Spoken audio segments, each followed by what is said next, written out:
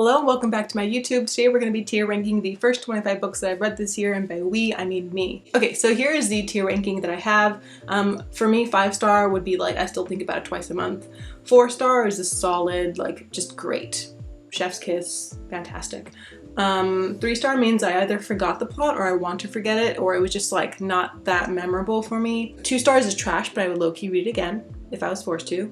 I'm sure you guys have books like that. 5 stars is just pure trash, honestly, pure trash.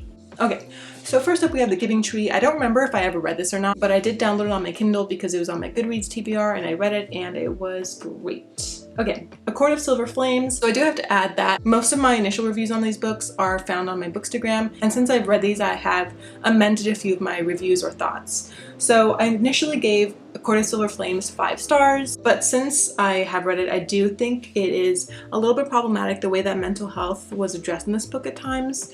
So I'm gonna go from 5 stars to 4 stars. Circe, I'm just gonna go 4 stars, simply for the fact that while it was a 5-star read for me in the beginning, I then read The Song of Achilles, and comparing those two books, I think The Song of Achilles is like 5+ stars and Circe is like 4.5. So I'm gonna put it under great. I did reread the Twilight series during quarantine with my friend just for nostalgia purposes, and so I'm just gonna do those books in order. First up we have New Moon. Honestly, not that memorable. It's mostly just Bella kind of feeling sorry for herself, and it's really unhealthy for teens to read because she falls in love with someone and pines for them after a few months of knowing them. So let's put that in forgot / want to forget. Then we have Eclipse, which is the 3rd book, and I'm pretty sure this is the one where Jacob like kisses Bella against her will or forces her to kiss him against her will because she feels guilty. Either way, it's a lot of Jacob forcing Bella to do stuff she doesn't want to do, so I'm gonna put that in pure trash. And Breaking Dawn is the last book in the series, minus Midnight Sun, and it was okay. It was a little bit weird. It's just like Bella being pregnant and then she turns into a vampire, but she's like an amazing vampire, which isn't really the norm, so it's a little bit unbelievable, and I'm gonna put that in trash, but I would low-key read again if I was forced to. The Henna Artist was such a good book. I'm gonna put it in my 5-star reads because I don't really have any complaints about it. It was amazing, and the characters were flawed but likable, and the plot was really engaging and easy to follow, so yeah, 5 stars. Into the Wild is also something that I think about quite often. I don't know if it's because I watched the movie right after reading the book, and so the two are kind of like ingrained in my mind as a unit, but it was just such an amazing book, and I don't know, it made me feel a lot of feelings, and I also associate it with Eddie Vedder now, which is not a bad thing. The Girl with the Louding Voice was probably one of the easiest 5 stars I've ever given a book. You all have to read it. That's all I'll say about it. Love and Other Words by Christina Lauren. This was okay.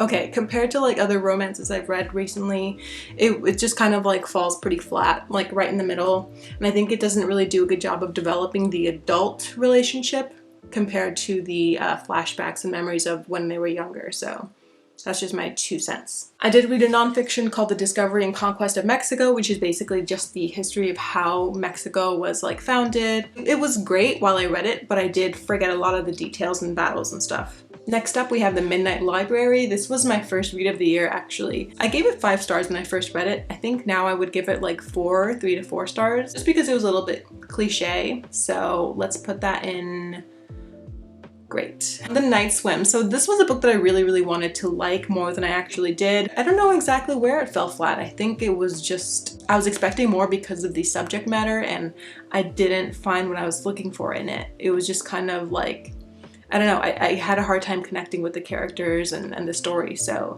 I'm gonna put that in forgot. It was just not that memorable for me. One to watch. Okay, at first I gave this 4 stars, but I think I would put it in 2 stars now, and I know that's kind of a severe downfall, but I don't know. I would probably read it again just to reaffirm what my actual rating is, but I'm not gonna give away any spoilers for the book, but there were a few problematic things that kind of ruined it for me. Next up we have A Man Called Ove. So this book definitely made me tear up by the end, and the writing was witty and humorous, and it was just really cleverly written, I think. I'm gonna put that in great because I did give it 5 stars, I think, but it's not something that I like continually think about if I'm taking this tier ranking thing super seriously. Next we have Rhapsodic. So this book was just something that I read like for a quick little fantasy romance book, and honestly I think this was better done than From Blood and Ash. The world building was still not that amazing, but I think it was a good book for what I was looking for at the time, which is like a fantasy with romance elements. So was it that memorable? No, not really. But I did appreciate it, so I'm gonna put it in 3 stars. Wings of Fury was sent to me by a publisher. It's kind of Circe-esque where it has a strong female character and it's rooted in Greek mythology. It was a pretty great book. I don't know if I'd put it in 4. It was just kind of like, it's between a 3 and a 4, maybe like 3.5 stars. The Cruel Prince really took a while for me to get into. I almost DNF'd the book and I decided to continue reading and look past the fact that Cardan didn't really have any redeemable qualities in the beginning.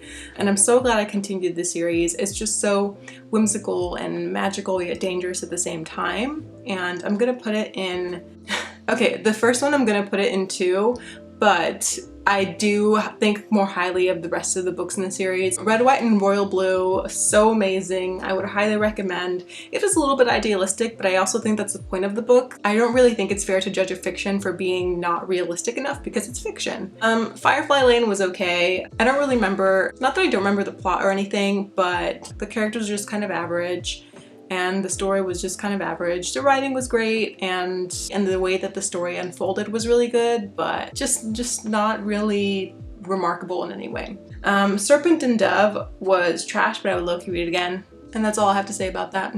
It just felt kind of like a guilty pleasure read, like nothing I would actually read and recommend to others in a serious way. Just like if they want a really low-key YA fantasy romance. It's kind of like the less good version of Rhapsodic and more like young adulty version of Rhapsodic. It was just such a good book, and Aunt Lydia is my favorite of all time. The Wicked King. So The Wicked King was infinitely better than The Cruel Prince. I don't know what it was about this book that I enjoyed so much more, but I was so ready to delve into this, and it delivered on like every front. So I'm gonna put it in 5 stars. For me, I think it was pretty close to a 5-star read. Jude and Cardan were really amazing in this book. They worked well together, and just their relationship was so much more well developed in this book. And then obviously like the magic and fantasy elements were amazing too. Last up we have The Unhoneymooners by Christina Lauren, and this book was I'll put in great. It was great. It was a pretty solid rom-com. Could some things have been better fleshed out? Yes, but judging it for what it was, did I enjoy it? Yes. Was there romance? Yes. Was it funny? Yes. So it kind of hit every mark pretty sufficiently. So that is my tier ranking. I hope you guys enjoyed. Don't forget to like and subscribe and comment and all that good stuff. And I will see you guys next time, maybe for the next 25 books. Maybe a different video. I don't know. We'll see.